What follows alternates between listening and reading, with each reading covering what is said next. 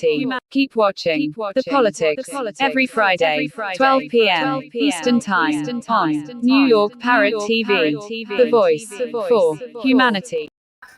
Welcome to Talking Politics. I am your host, Robert Press. I write for the Bronx Chronicle, as you can see by my official New York City press card. I also contribute to the Co-op City News and Parkchester Times. The latter, like this show, is part of Muslim Media. I also have a blog at www.100%.blogspot.com, where you will see more about what I speak here, and Facebook pages 100% and what is going on in your community board. The views expressed on this show are that of the host, any guest, or any commentator whose comments you may see scroll across the bottom of the screen and are not necessarily those of Muslim Media. Now, on to the weather for today, Friday. It will be 73 degrees under cloudy skies. Tomorrow, Saturday, it'll get up to 69 with a chance of light rain in the PM hours.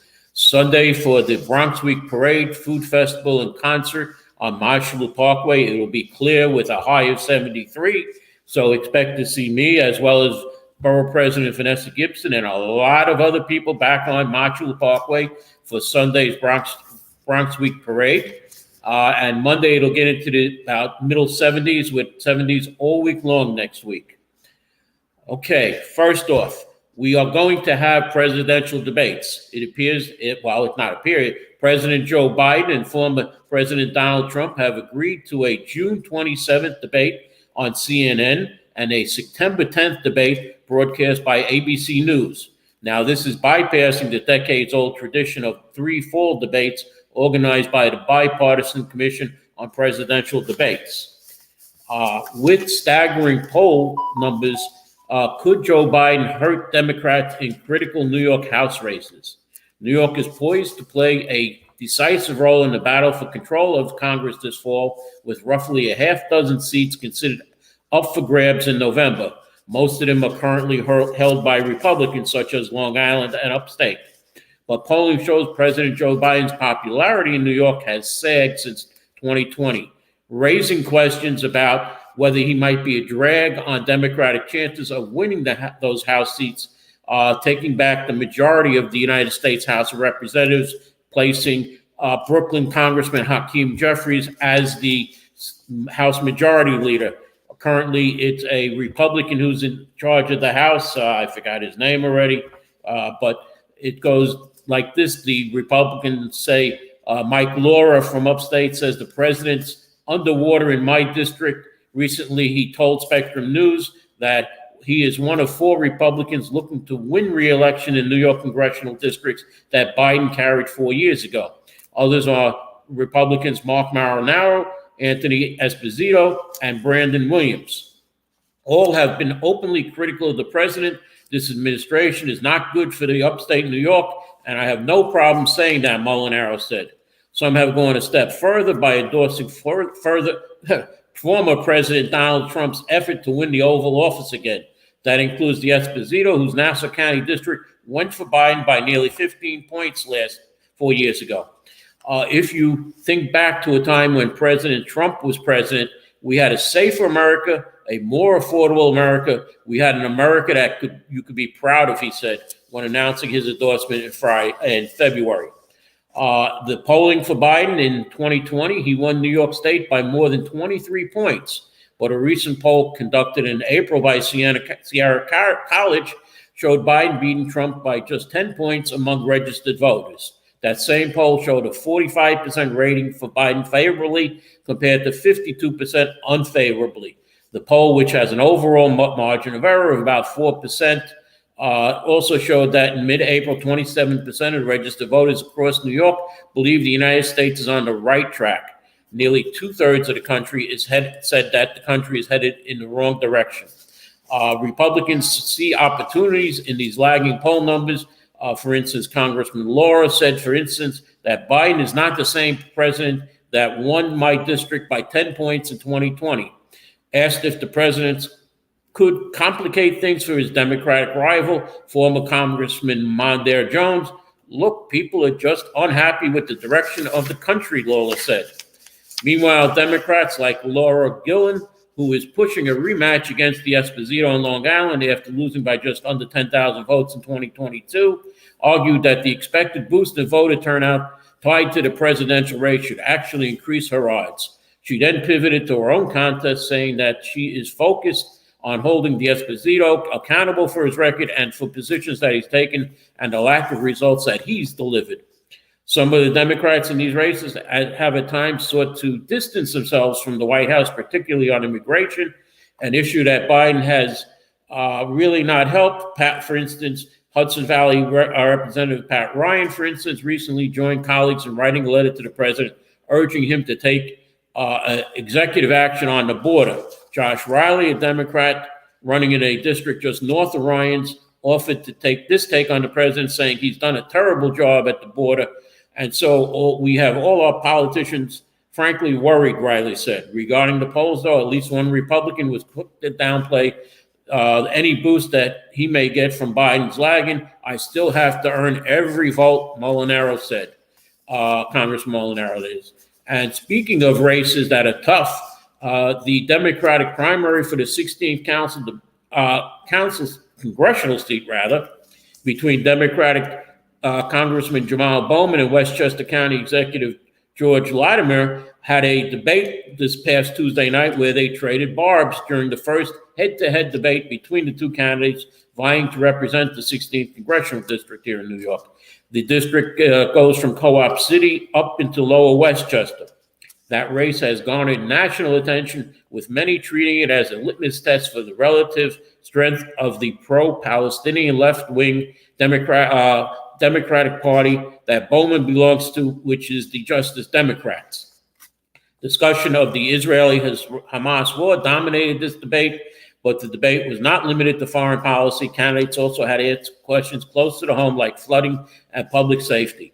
Latimer's opening statement referenced Bowman's primary win against former Representative Elliot Engel 4 years ago. A major theme of Bowman's campaign was that Engel didn't spend enough time in the district, and his open mic gaffe, "I wouldn't be here on Fordham Road if I didn't have a primary." Well, we're here 4 years later, Latimer said, for an accountability check as to who can best represent the people of this district.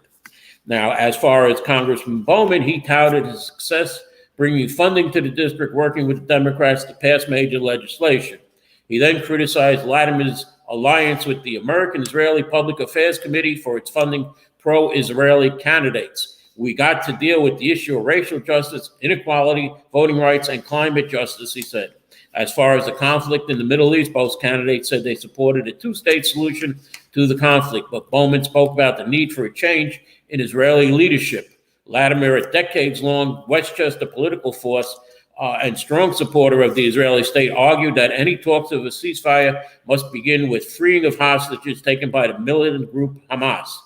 He said that the phrase "from the river to the sea, Palestine must be free" is a slogan frequently headed at pro-Palestinian protests and is a hate speech program.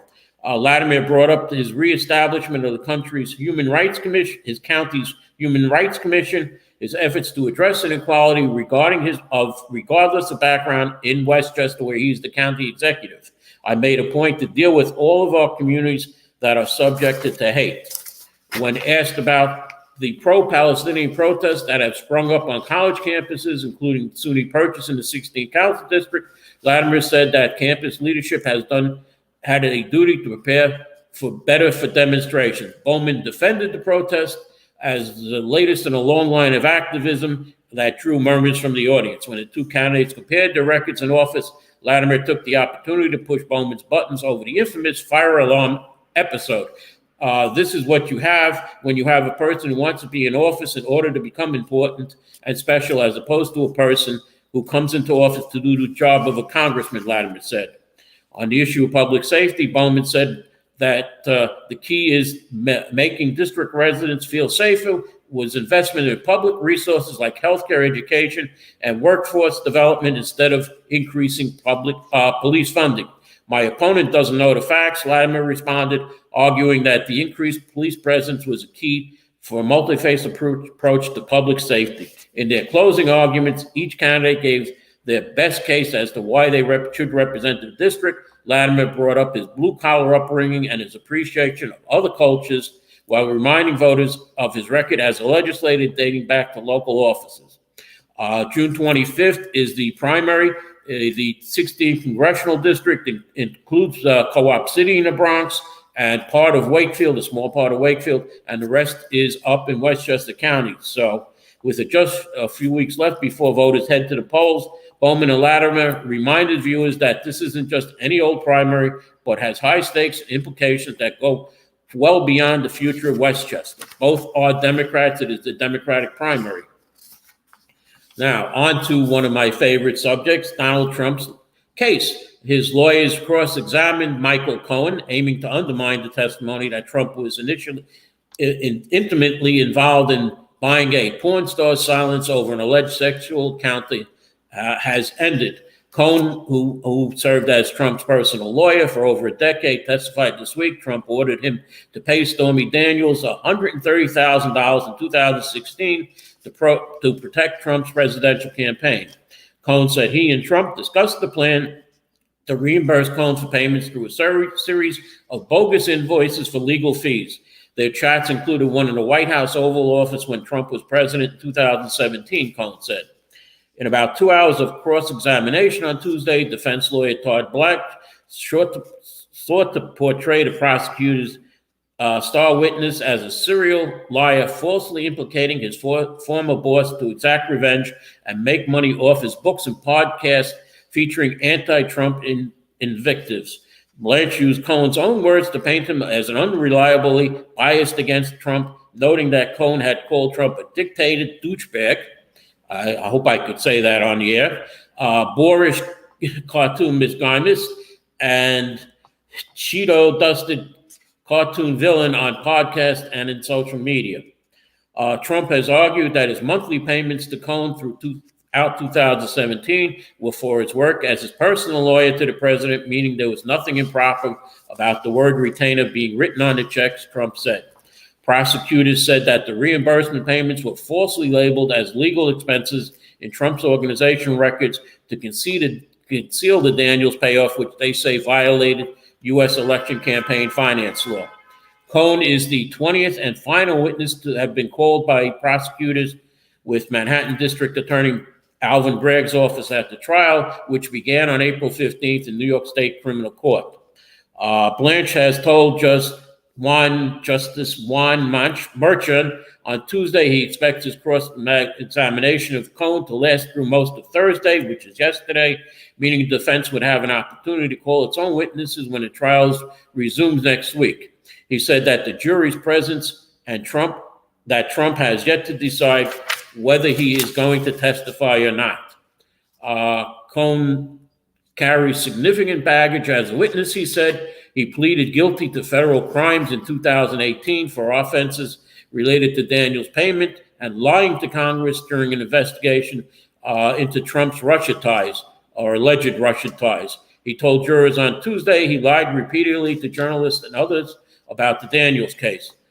Prosecutor Matthew Colindro told jurors in his April 22nd opening statement that Cohen's testimony would be corroborated by other evidence. So far, he has included tabloid publisher David Pecker's testimony that he agreed on August 2015 to meet with Trump and Cohen to be the campaign's eyes and ears for women seeking to sell unflattering stories.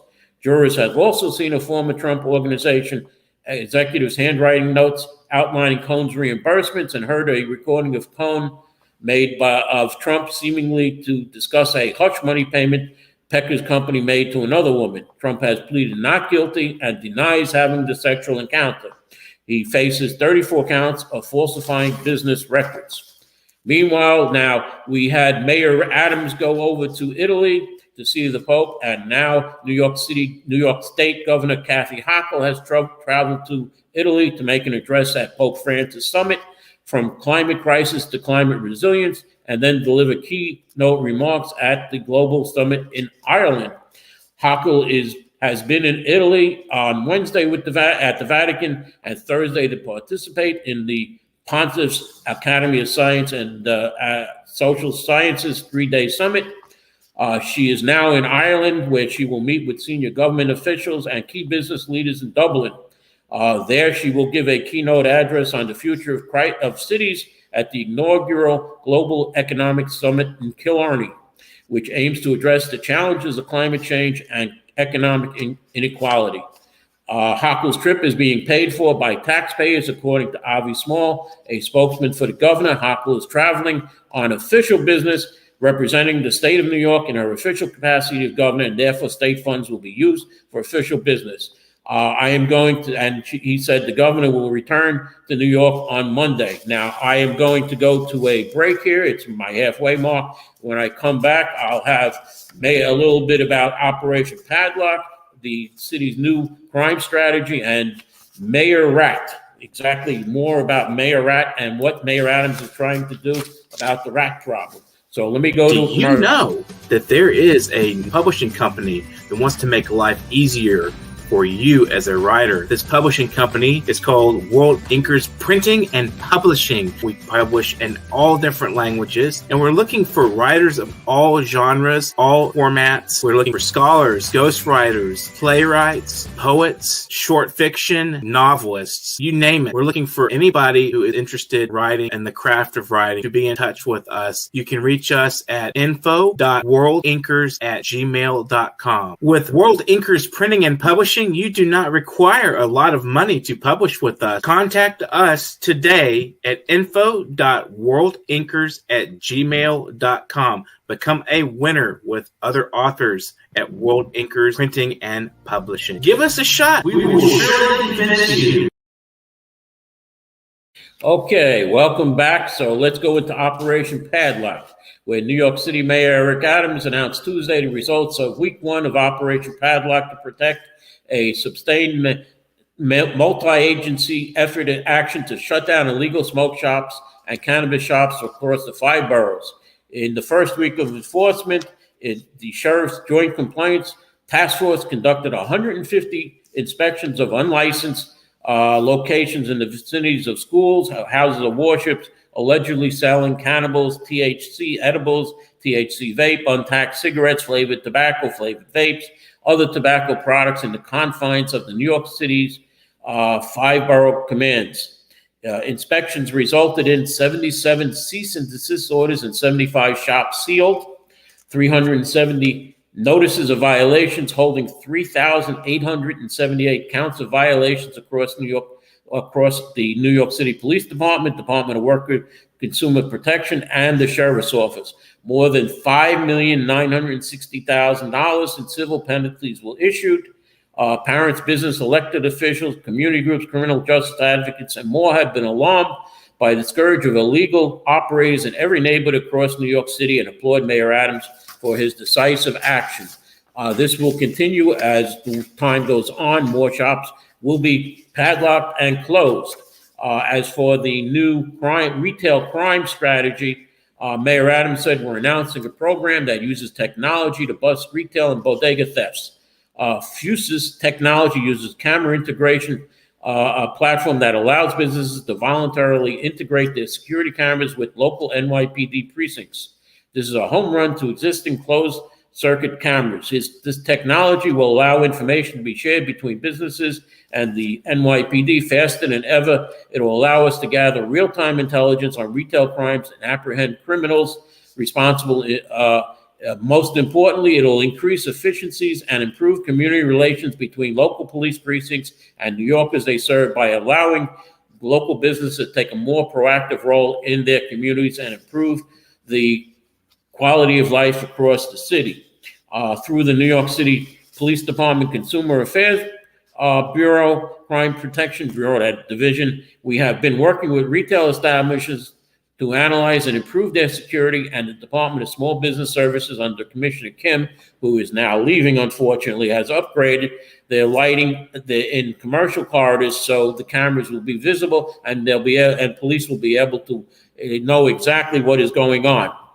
This is a real victory for us in Albany. Mayor Adams said this provision gives courts the ability to set bail if an individual is allegedly to have persistently committed similar crimes. We're working with nonviolent offenders, though, to utilize alternatives to incarceration. We want to fix the problem, and we know we can't just arrest our way out of it, Mayor Adams said.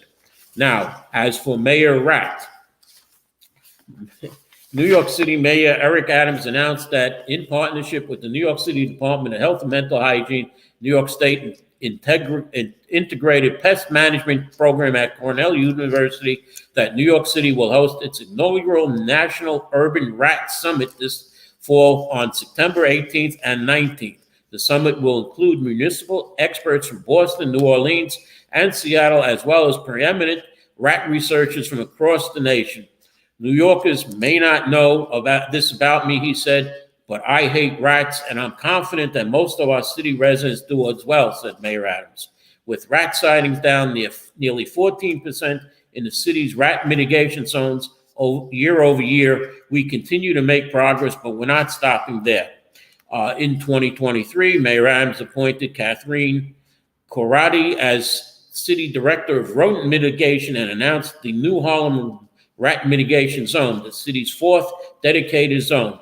Despite being our closest urban counterparts, there is surprisingly limited interest in limited research on urban rats and their management, she said.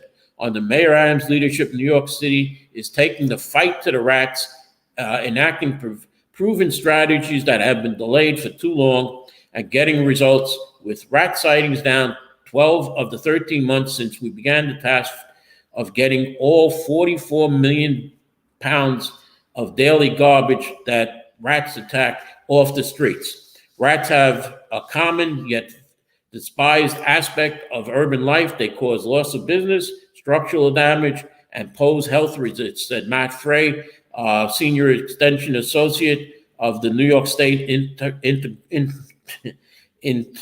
Integrated Pest Management Control Program at Cornell University. Municipalities are charged with managing rats on a large scale, but there are only a handful of technical resources, he said, that are intended for this important audience, and subject area experts are similarly rare. This summit and its academic partners, it comes to New York City as a leap forward for urban rat management, forging new relationships. As New York City continues to make progress in implementing a holistic integrated pest management strategy focused on identifying rat hotspots and removing conditions that allow rats to thrive. Included in this strategy is the city's efforts to containerize all 14 billion pounds of trash that the city currently produces every year.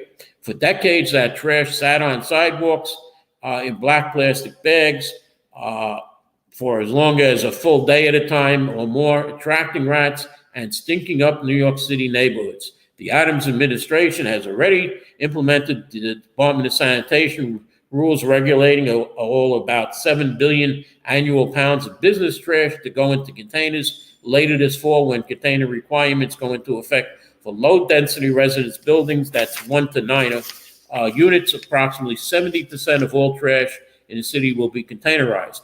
Additionally, the administration developed an all-new automated side-loading garbage truck that will allow the city to containerize trash from high-density buildings, those large apartment buildings, using stationary on-street containers. And this will be tested in Manhattan Community Board 9, which will be the first district with 100% of its trash containerized and serviced next year. What this means, though, is that you're going to see large garbage tanks on the street, which will be taking up valuable parking spaces right near apartment buildings. And the goal of this mayor and the city of Yes, which I'll get into later if I have time, which I may not, is to get the cars off the street. The city of Yes is an approach to have more buildings going up, such as the Metro North plan in the East Bronx, where 7,500 units of housing is proposed with a mandate of no parking.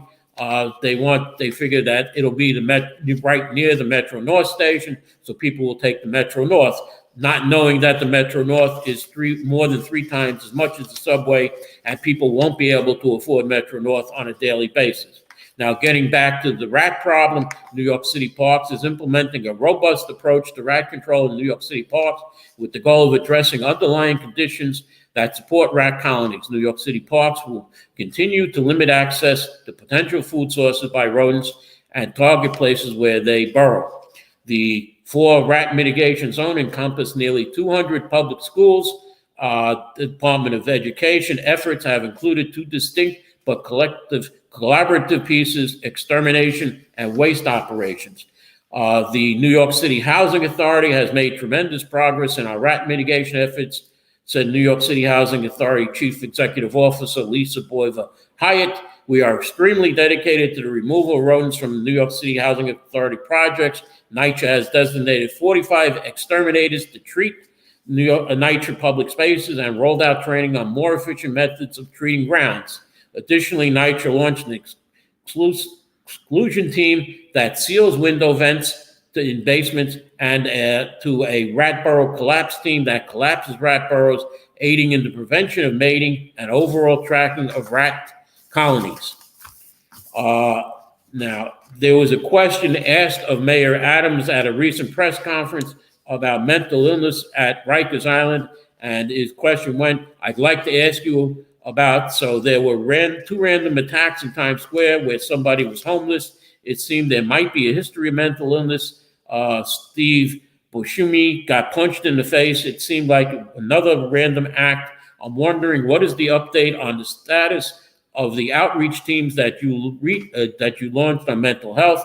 I think it was about 2 years ago now. How many social workers or clinicians are working with the police department or other agencies? How many teams are out there? What's the success rate of getting people to either treatment? Obviously, this guy in Times Square was in a shelter, but I think it's more about treatment at this point. Mayor Adams answered, remember when we first started this administration, we went after those with severe mental health illness. He said to Marsha Kramer, who gave the question, we got so much criticism. We were talking about people with severe mental illness who could not remain on the streets. We used this God-forbidden term, involuntary removal. You would have thought that we were the worst thing ever. We knew that people were in danger to themselves and were part of a revolving door system until they committed a severe, serious crime. Then we took them to Rikers. 70% of those on Rikers have mental health issues.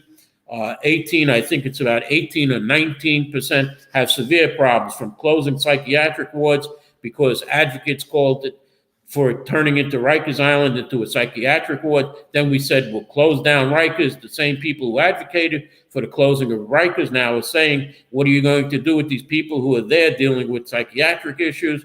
This is an adult governance where you got to make hard choices. You have to be honest with people now. Lisa Zornberg, chief counsel to mayor of City Hall, jumped in to say, with the most up-to-date stats, there are approximately 54% of the individuals at Rikers Island that have been diagnosed with some sort of mental illness, and around 20% of them have been diagnosed with a serious mental illness. There is a plan to house these once they close Rikers, they're going to put these people into the city jails, which will be well under capacity. There will be only about 4,100 seats for people in these city jails, which won't be completed until 2029, it is now said. There are currently 6,200 people in Rikers Island, and if we're taking more people off the street, that number is going to grow. The city is putting people into Bellevue Hospital, North Central Bronx Hospital, and there's a hospital in Brooklyn that they're going to use to house about 120 people of these mentally ill people in those 3 hospitals. And there's a plan, while over at those 3 hospitals, they'll be under the Department of Correction coverage. They'll have Department of Correction officers at those 3 hospitals watching these people. However, at Jacoby Hospital, there is a plan to put 50 people of somebody's with 20% of mental illness, severe mental illness, or 54%, which is half of the people at Rikers Island, from the infirmary. In Jacoby Hospital, they want to put about 50 people in building number 2 with just a security guard and an organization, the Fortune Society, which has had some success in treatment of people coming out of Rikers Island after they serve their time. However, these people are detainees that they want to plan to put at Jacoby Hospital. They have either not gone to trial, which is 84% of the population at Rikers Island, or the other 16% that have been guilty and are waiting to go upstate. So, Mayor Adams, you want to put severely mentally ill people or people with mental illness at Jacoby Hospital, free to roam the neighborhood and go anywhere they want and commit crimes which they have not been even tried or gone to court for. Mayor Adams, this is crazy. I'm going to get off the subject and go to something else completely different. And as I'm about to close, we have some football games to tell you that the NFL. Here are some great games of interest. Week 1, Boston Ravens will be at Kansas City Thursday, September 5th.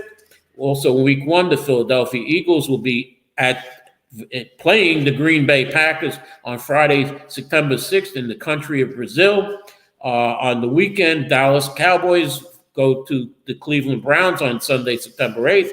The Jets go to San Francisco to face the 49ers Monday night, September 9th. Week 2, the Buffalo Bills are at Miami to face the Dolphins on Thursday, September 12th. The Cincinnati Bengals go to the Kansas City Chiefs on Sunday, the 15th. Week 5, the Minnesota Vikings and New York Jets play Sunday, October 6th in London. Also on week 6, the Chicago Bears and Jacksonville Jaguars go to London on Sunday, October 16th. Week 7, Jaguars and New England Patriots go to London on Sunday, October 20th. Week 10, the Carolina Panthers play the New York Giants in Munich on November 10th. For the first 2 games, also the Giants are going to introduce a 100th anniversary uniform, much with the original colors of their first uniforms that they played. Yeah, right, Biden 2024, if he can live that long. Now, and pardon me for that comment, it is my opinion and not necessarily that of Muslim media. So let me wrap up. Next week, I'll have the Bronx races here. There are only a few assembly races. There are 2 congressional races. In the 14th Congressional District, Marty Dolan faces Alexandria Ocasio-Cortez. I had Marty Dolan on my show last week. I hope to have Congresswoman Ocasio-Cortez. I'm trying to get to her office. In the 16th Congressional District, we have a showdown between Congressman Bowman, and Westchester County Executive George Latimer, which is the hottest race in the country. We have some assembly district races. The 77th, newly elected Assemblyman Landman Diaz faces Leonardo J. Colio. The 82nd Assembly District is a rematch of Assemblyman Michael Benedetto facing Jonathan Soto, who got 35% 2 years ago. He's expected to do much better. However, in Co-op City, you now have Congressman Jamal Bowman covering Co-op City, who will be trying to help Jonathan Soto. In the 84th Assembly District, we have Assemblywoman Amanda Septimo facing a challenge from Hector Feliciano. There are no other primaries in the rest of the Assembly Districts, only those 3 Assembly Districts. There's no primary in the 15th Congressional District, and there are just state committee, district leaders, delegates to the Judicial Convention, alternate delegates to the Judicial Convention in the 81st Assembly District. There's the state committee races in the 77th and the 81st and 84th Assembly District, district leaders in the 77th and 81st and 84th Assembly Districts. And that is all for this primary. There are no Republican primaries or conservative primaries. And let me say goodbye. Thank you for watching. We'll delve in a little more about that, about what I missed this week. There's much more on the Metro North rezoning, which the City Planning Commission had a hearing at which I testified. I made Gothamist, myself, and Bernadette Ferrara, former Community Board 11 chair. We were called NIMBYs. We're not NIMBYs. I'm semi-expert on this, having been on Community Board 8 for 6 years on the Land Use Committee, as well as other, and it's a long resume I have as far as working in the community. So let me say goodbye for now. And I see my producer is telling me it's time for me to go. So thank you for watching, and hopefully I'll see you next week. In a world where the quality of information available to poorer communities is doctored, tainted, and sometimes regressive, where the words fake news have come to mean other people's opinions, it is vital to rely on news platforms with journalists who have feet on the ground and can report the truth. New York Parrot, a New York-based national and global news outlet, is changing the narratives of media operations. We focus on the news that matters, like self-empowerment, entrepreneurship, finances, health, security, politics, and more. We strive to curb violence, racial and economic discrimination, and to promote peace and socio-economic development of multiculturally diverse world. As we give voice to the people, we also give your business a voice and make it heard. Get your product and services off the ground by advertising on our fast-growing platform. With so much of daily visits to New York Parrot, you can't afford to be invisible to prospective clients on the website they trust the most. Our posts reach millions of people across the New York State and around the world. Advertising on our new site will unlock an audience of thousands of potential customers on your doorstep. New York Parrot is born to prosperously speak tomorrow for the voiceless.